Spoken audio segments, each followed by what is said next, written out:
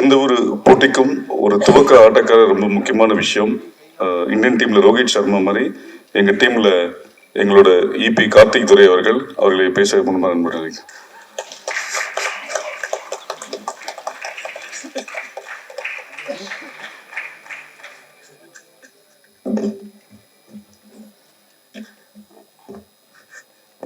எல்லாருக்கும் வணக்கம். ஆக்சுவலாக இது வந்து நான் 13வது படம் வேலை செய்கிறேன். ஃபஸ்ட் டைம் இப்போ தான் நான் மேடை ஏறியிருக்கேன். இது வரைக்கும் யாருமே ஏற்றக்கூடாதுன்னு ரொம்ப இது பண்ணேன். இது முழுக்க ஜாஃபர் சாரும் இயக்குனரும் சேர்ந்து பிளான் பண்ண வேலை. அப்புறம் வந்து முதலாளி தான் முதலே பிளான் பண்ணிட்டாப்புல. சரி, ஓகே, நான் பேசுவேன். என்ன பேசுகிறேன். ஆக்சுவலாக இது வந்து இந்த மங்கைன்றது எங்கே ஆரம்பித்ததுன்னா, நான் வந்து தயாரிப்பாளர் வந்து இந்த படம் வேலை செய்யும்போது பார்க்கவே கிடையாது. ஷூட்டிங் ஸ்பாட்டு தான் ஸ்ட்ரைட்டாக போனேன். அங்கேருந்து இது ஆரம்பித்தது. ஃபஸ்ட் நாள் போனோடனே ஷூட்டிங் ஆரம்பித்த அன்னைக்கு கோயிலில் பூஜை போட்டோடனே ஷூட்டிங் சொல்லி கூப்பிட்டு போயிட்டாங்க. காரில் கூப்பிட்டு போயிட்டு ஒரு நாயை வச்சு எடுத்துகிட்டு இருந்தாங்க. அந்த நாய் வெளியே வர மாட்டேன்டுச்சு. என்னடா அது நாய் வெளில வர மாட்டேங்குது, இன்றைக்குள்ள எடுத்துருவாங்களா அப்படின்னு யோசித்தேன். அப்புறம் திடீர்னு பார்த்தா மழை பெஞ்சிருச்சு. பேச்சுக்கிட்டே இருக்கு, நிற்கவே இல்லை. டைரக்டர் வந்து, சார் என்ன சார்னாரு, ஒன்றும் பண்ண முடியாதுங்க, சரி ஷூட்டிங் பேக்கப் சொல்லுங்க சொல்லி போயிட்டாரு. ரெண்டாவது நாள் வந்து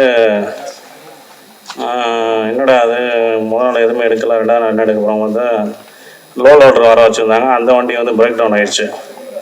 என்னடா ரெண்டாவது நாள் இப்படி ஆகிடுச்சு அப்படின்னா, மூணாவது நாள் வந்து 144 போட்டாங்க. ஒரு யானை வந்து பிடிக்கணும், அதனால் வந்து இன்றைக்கி ஷூட்டிங் பண்ண முடியாதுங்க. டைரக்டர் வந்து, சார் என்ன சார் பண்ணுறது, ப்ரொடியூசர்கிட்ட எப்படியா பேசணும். ஏங்க நான் ப்ரொடியூசரை பார்த்ததே கிடையாது, நீங்கள் என்னைய பேச சொல்கிறீங்க அவங்க. சரி, ஓகே சார், என்னென்னு பேசுவோம். அப்புறம் திடீர்னு ப்ரொடியூசரை பேசினேன். சார் இந்த மாதிரி, சார் ஒன்றுமே இல்லை, நீங்கள் எத்தனை நாள் ஆனாலும் பரவாயில்ல, அந்த ஷூட்டிங்கை முடிச்சுட்டு நீங்கள் அதுக்கப்புறம் இங்கே வந்தால் போதும், மற்றபடி எந்த பிரச்சனைகளும் உங்களுக்கு என்ன வேணாலும் கேளுங்க அப்படின்னாரு. அவர் தான் ஜாஃபர் சார். இயக்குனருக்கும் எனக்கு ஒரு உறவு இருக்குது. 10 வருஷத்துக்கு முன்னாடி என்கிட்ட வந்து கதை சொல்ல வந்தார்.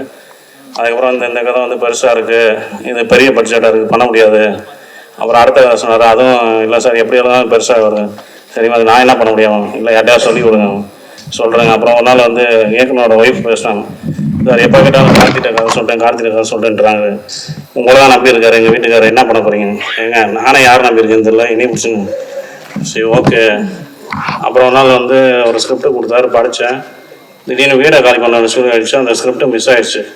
திடீர்னு ஃபோன் பண்ணி, சார் நான் ஒரு இடத்துல கதை சொல்லிட்டாங்க, ஓகே சொல்லிட்டாங்க, ஸ்கிரிப்ட் வேணும் அப்படின்னாரு. ஸ்கிரிப்டா ஏட்டாங்க உங்கள்கிட்ட தான் இருக்குது அப்படின்னு. அப்படியா, சரி ஓகே மேடம், நான் பார்க்குறேன்னு சொல்லி பார்த்தா, இல்லைடா ஸ்கிரிப்டு மிஸ் ஆகிடுச்சு அப்படின்னு. இவருக்கு ஃபோன் பண்ணி, சார் இந்த மாதிரி ஸ்கிரிப்டு காணா போச்சு. என்ன சார் சொல்கிறீங்கன்னு சொல்லிட்டு டக்குன்னு நெஞ்ச பிடிச்சி உட்காண்டாவில். என்னடா அது அப்படின்னு சொல்லிட்டு அப்புறமேல அந்தான்னு சொல்லி எல்லாத்தையும் பேசி எங்கடா பிடிச்சி வாங்கிட்டோம் கையிலாங்கடையில் போயிட்டு. நெக்ஸ்ட்டு ஒன்று அந்த கதையும் பண்ண மாட்டேன்னு சொல்லிட்டாங்க அவனுக்கு. சரி, ஓகே.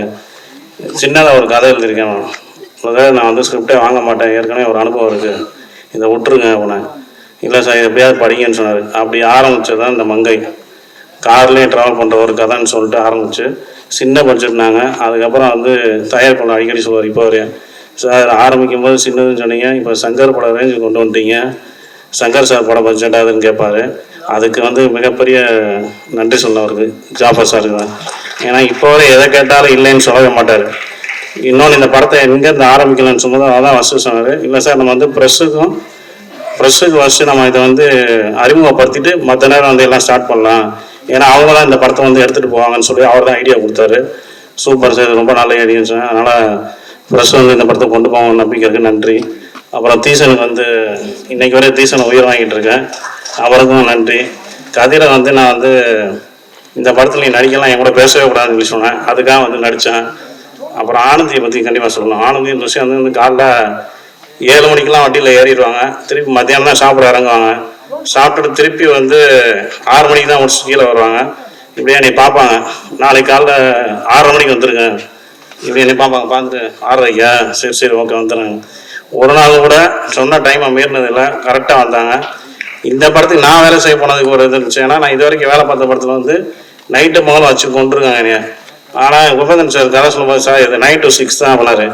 ஆனால் அதுக்கப்புறம் தான் தெரிஞ்சு 9 to 6ன்றது ஷூட்டிங் முடிச்சு ரூம் போன கூட பேக்கை தூக்குன்னு வாங்க. என்ன அப்படின்னா, சார் அந்த ஊர் போனோம் அப்படின்னு ஒவ்வொரு நாள் ஒவ்வொரு ஊர் போனோம். அப்படி போன படம் தான் இது.